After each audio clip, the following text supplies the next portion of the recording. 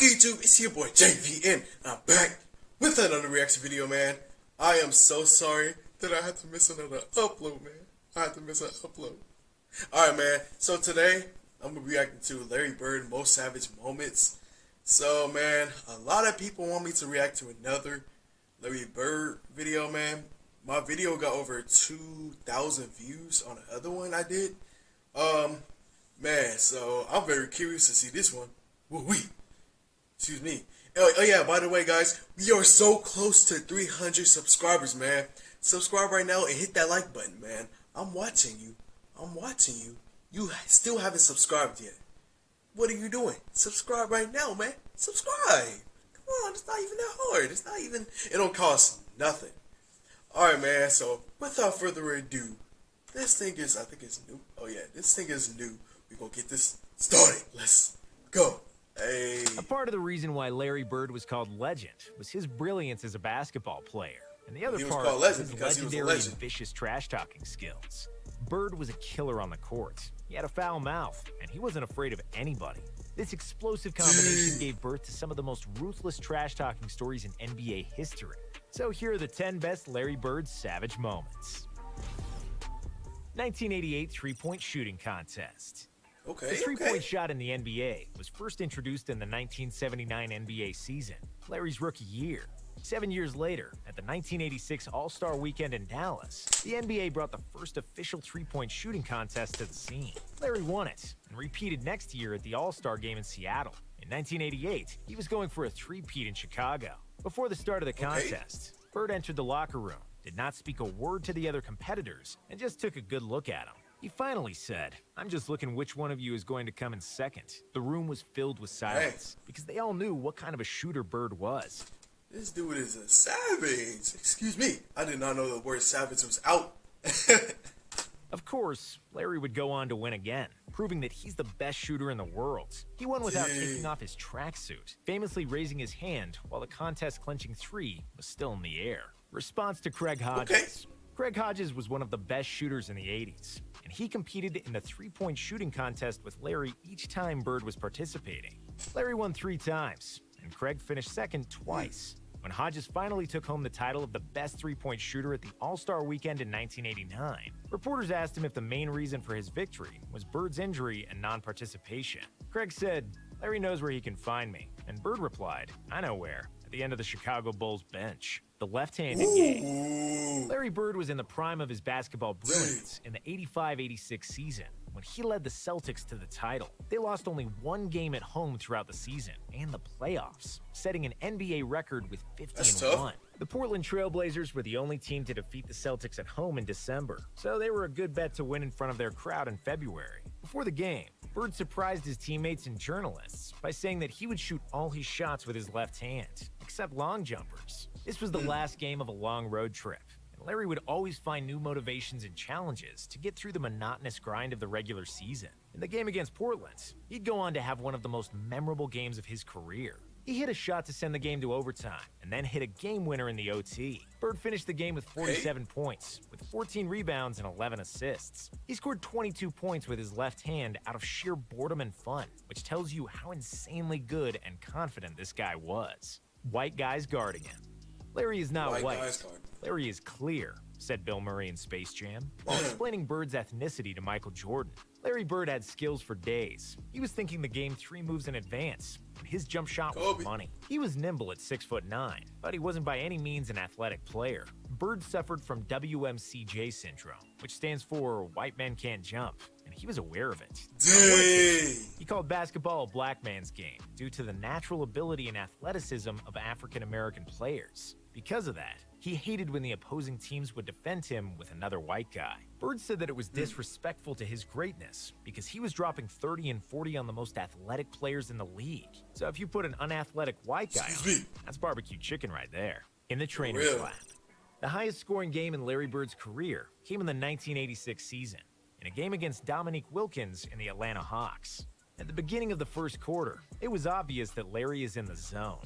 He'd hit everything he threw to the basket, with the announcers repeatedly saying they were watching the greatest shooting exhibition in basketball history. Bird scored 60 on 61% shooting and 15 of 16 on free throws, hitting ridiculous shots over several players. Real. Hey, comment down below. Who's better, Wilt Chamberlain or Larry Bird? Comment down below. I'm very curious to see you guys.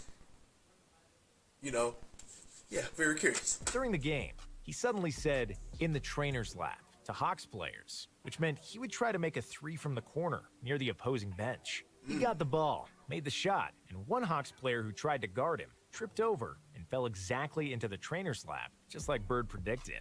The Hawks bench was so amazed that they were laughing and high-fiving each other, totally perplexed by Bird's brilliance. After that, they were fined by their coach Mike Fratello for cheering on the opposing player, tormenting Dennis Rodman.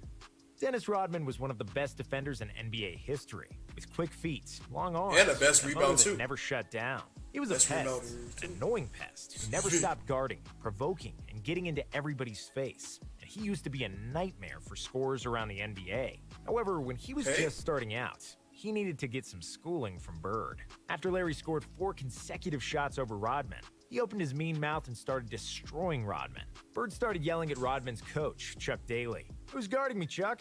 Is anyone guarding me? You better get someone on me or I'm gonna go for 60. Even though Rodman was almost superglued to him in an effort to deny him the ball, Bird was at his sarcastic best. "I'm open. Hurry up before they notice nobody is guarding me." Merry effing Christmas. 1990. Larry Bird loved to play against the Indiana Pacers, where he was always greeted as a king.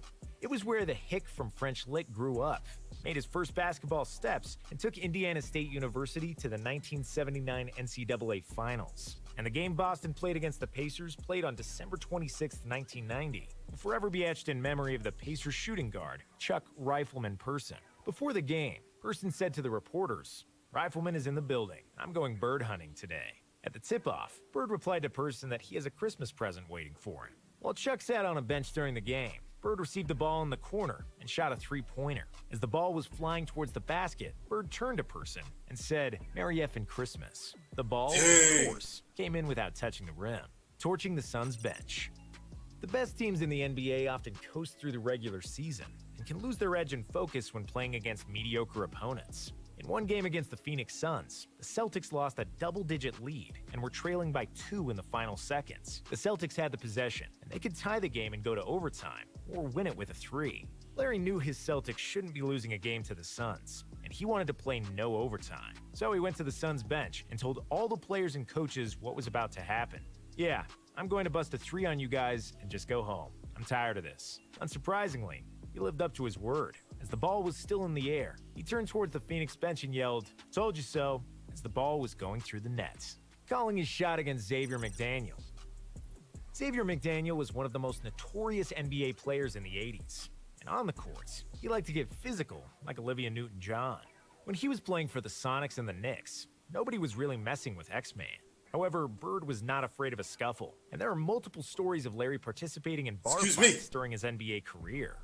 In a crowded Supersonics arena, Boston and Seattle played a close game tied just 10 seconds before the end. At that point, Celtics coach Casey Jones called a timeout, and Bird confidently told him to just give him the ball and that the others move the hell out of the way. On his way back to the floor, Larry said, "That's exactly where I'll get the ball, and I'll score the game winner in your face," while X-Man replied, "I know you will get it there. I'm waiting for you." Bird received the ball right where he said he would and made a tough fadeaway shot. After Bird realized there were still 2 seconds left, he told McDaniel, "Damn, I didn't want to leave 2 seconds on the clock," while X-Man walked back to the Sonics bench in disbelief, tormenting a young Clyde Drexler. Before Clyde Drexler came into the NBA... Bro, Larry Bird is that good, man. He could be a trash talker, but he's still good. He is a GOAT, man. He was one of the best players in college basketball, forming the famous Phi Slamma Jamma with Hakeem Olajuwon at the University of Houston. Drexler was selected by the Blazers with the 14th pick in the 1983 NBA draft. And even as a rookie, he was already one of the most athletic guys at his position.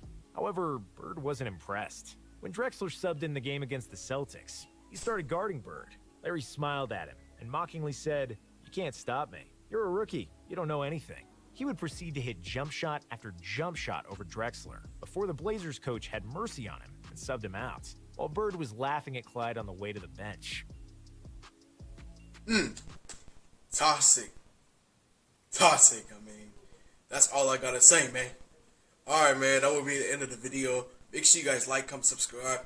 And if you guys want more reaction videos by me, comment down below what you guys want me to react to. And I can react to it. You know I got you. Alright, man, without further ado, I'm out. Peace.